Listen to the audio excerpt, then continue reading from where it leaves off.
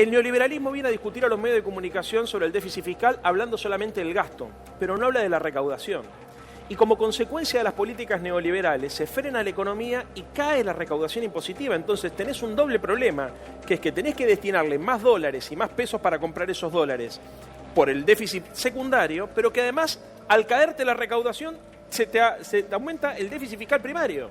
¿Y por qué sucede esto? Esencialmente porque ellos tomaron la decisión de cambiar el modelo de país, de un modelo con problemas, con cosas para mejorar, pero orientado hacia el mercado interno y la producción, hacia un modelo orientado hacia la especulación financiera. Hoy los que ganan son los bancos, los que ganan son las cerealeras, las exportadoras y obviamente las empresas energéticas, que es el corazón del modelo de acumulación del gobierno de Macri. Es un modelo de acumulación por desposesión. Toda la plata que nos falta en el bolsillo a los argentinos y a las argentinas en los últimos 3 años se fue por un tubo hacia los bolsillos y las arcas de 10 o 15 familias que son las que sostienen el corazón de este modelo económico. El problema es que esas familias fugan sus capitales, entre otras cosas aumentando el déficit de cuenta corriente porque dolarizan su cartera y no consumen en la Argentina. Entonces, el dinero que los argentinos producimos se va, pero al no consumir en la Argentina, la recaudación va por debajo de lo que es la inflación, que son los números que tuvimos ayer, por ejemplo, la posibilidad de discutir, donde se ve que la recaudación es por lo menos 10 o 15 puntos menor a la inflación, sí. Y el segundo dato que es muy preocupante, que es que donde más se siente la caída de la recaudación es en las asignaciones familiares, es en el aporte patronal. Eso significa que hay problemas de empleo y problemas de poder adquisitivo del salario que afectan al bienestar de la economía. Lo que ocurre en la Argentina hoy, es que el proceso hiperinflacionario al cual estamos muy cerquita como consecuencia de la irresponsabilidad de tomar 162.000 millones de dólares, nos puede provocar en los próximos 4 años una corrección enorme en los valores de la pobreza y la desigualdad. No es joda esto. Yo sé que muchas veces vos venís a la televisión y tirás bombas, ¿viste? Decís, guarda que viene tal cosa, guarda. Esto es lo que yo estoy diciendo, creo que hay consenso incluso en el establishment. Si uno lee a La Nación y a Clarín, sus periodistas económicos, que suelen ser bastante serios, Ismael Bermúdez, hay un montón de gente seria, pone siempre el foco sobre el problema de la deuda externa a pagar en los próximos 4 años. Cuando no tenés los dólares, ¿sí? El problema de fondo no es el déficit fiscal. Yo sé que esto es técnico, pero es importante que la gente lo entienda porque es el corazón del problema. Es el déficit de cuenta corriente, son la falta de dólares, no son la falta de pesos. ¿El déficit fiscal es un problema? Sí. Muchas sociedades crecen con déficit fiscal porque tienen capacidad, déjame terminar, capacidad de hacer política monetaria.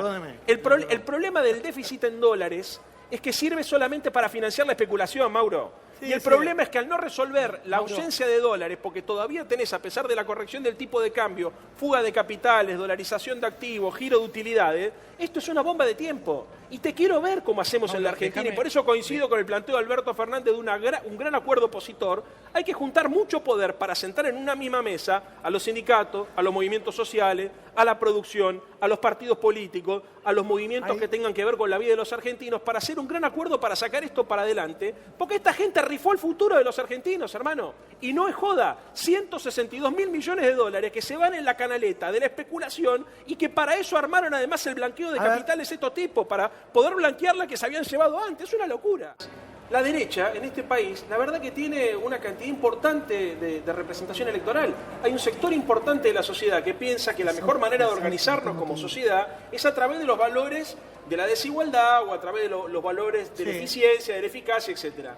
Cuando vos proponés, y yo creo que en ese sentido venía lo de Alberto, cuando vos proponés un proyecto inclusivo de redistribución del ingreso, se plantea un debate. Hoy el debate está planteado en estos términos que te voy a decir ahora. Por un lado, nosotros decimos, el gran problema de la economía argentina, el gran problema del país es que el sistema económico está conducido por élites privadas que responden a los intereses del Fondo Monetario Internacional. Y la derecha, por el otro lado, dice, el Estado está cooptado por el kirchnerismo para mantener vagos. Y esta es la discusión que tratan de construir hoy como si fuera el verdadero problema. Entonces empiezan con que hay 7 millones de argentinos que trabajan para bancar 19 millones de cheques que salen del Estado, que el problema en realidad es que tenemos 7 millones de jubilados, que el problema es que hay que recortar la asignación universal. Bueno, y empiezan a crear sentido en esta dirección y consiguen que mucha gente que labura de su salario, que labura con su esfuerzo, se ponga en contra por ahí del trabajador precarizado que tiene una ayuda del Estado o se ponga en contra del jubilado que logró acceder a esa jubilación con la moratoria de Cristina. Esta es la déjame, porque no sé, yo sé que es complejo Yo sé y que aburrido. sos larguero, y sí, te No, conozco. pero es para tratar de decir un argumento, porque si no parece solamente, viste que, bueno, claro, la discusión es pasado versus presente. No, acá hay una operación cultural, digamos, donde el gobierno se siente muy cómodo para tratar de disimular los errores de su propia gestión, para tratar de disimular sus carencias, que consiste en hacerle creer a la gente que hoy te va para el orto como consecuencia del gobierno de Cristina y de 70 años del peronismo. Y lo loco es que consiguen, en un sector de la sociedad, y en esto coincido con lo que decía Luis, cierta aceptación, porque el PRO gana, por ejemplo, en barrios populares que históricamente eran bastiones del peronismo. Ahora, esta discusión para adelante hay que discutirla con las cartas sobre la mesa. Lo que está en juego en la Argentina no es solamente quién gobierna, es cómo se redistribuye la renta, quién toma decisiones y cuál es el sentido de la democracia, si es un sentido social o un sentido elitista. El problema es que este gobierno no resolvió ningún problema y empeoró todos los problemas que existían. Vinieron con el discurso que iban a terminar con los subsidios porque era injustificable que las clases altas calefaccionaran la pileta. ¿Qué pasa hoy? Las clases altas siguen calefaccionando la pileta, pero las clases medias y las clases bajas no pueden pagar la luz y el gas. ¿Qué termina pasando? Vos ahora tenés que trabajar para pagar servicios públicos. Vos no le podés pedir a la gente que labure 8, 9 o 10 horas por día para que llegue fin de mes y pueda estar al día con la luz y el gas. Sí. Vivimos en un estado tan ridículo que se paga la luz y el gas que se consume todos los días en cuotas. En cuotas. Entonces, estamos frente a un gobierno que toma un bien público como si fuese una mercancía más. ¿Sabés cuál es el problema, hermano? Los bienes públicos no tienen precio de mercado. En todos los países del planeta se subsidia la energía. La Argentina le destinaba durante la época de Cristina $416 por habitante, mientras el resto de los países de la región, e incluso los países de la OCDE, financiaban y subsidiaban la energía. Y nosotros con el agregado, además de que somos país productor de energía. Entonces, lo que estamos acá en realidad es frente a un esquema de desposesión. Desposesión, ¿sabés qué significa? Que hay 4 o 5 empresas, en realidad son más, deben ser 50, que lo que consiguen son pingües ganancias a costa del esfuerzo de la gente.